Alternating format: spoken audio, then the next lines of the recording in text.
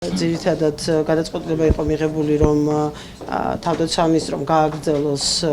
კონსულტაციები. იცით თქვენ, რომ დღეს ყველა პარტნიორი ქვეყანა და თავად ნატო მსჯელობს მუდმივმოქმედ რეჟიმში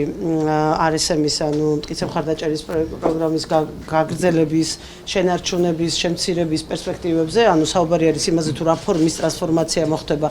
ამ მისიის, ავღანეთში მისიის მომავალი წლიდან, შესაბამისად ყველა იმ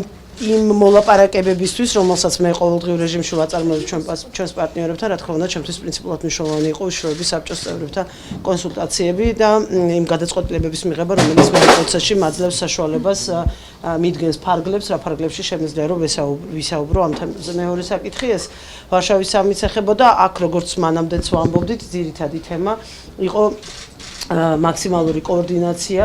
და სრული სინქრონიზაცია იმ მოქმედებების, რომელსაც საქართველოს ხელისუფლება ერთად აღებული და არა მხოლოდ საქართველოს მთავრობა, არამედ საქართველოს ხელისუფლება თავისი ყველა შტოით, რომელიც ამ პროცესში ჩართულია, პრეზიდენტის, მთავრობის და საკანონმდებლო ხელისუფლების მონაწილეობით განახორციელებს შემდეგი თვეების განმავლობაში ვარშავის სამიტისთვის მზადება შედეგები, რომელთაც საქართველოს უფრო ძლიერი უნდა გამოვიდეს ამ სამიტიდან, ერთგვარ სამხედრო დისციპლინას მოითხოვს იმისათვის, რომ იყოს კიდევ ერთხელ გავიმეორებ ამ სიტყვას სრულიად სინქრონში ჩვენი ყველა განცხადება, ყველა მოქმედება, კალენდარი, რომელსაც გეგმავთ, ვიცოდეთ ვისად მიდის, ვის ელაპარაკება, რაზე ელაპარაკება და ასე შემდეგ. ამიტომ უმნიშვნელოვანესი იყო, რომ დღეს ამ ყველაფერზე შევთანხმებოდეთ.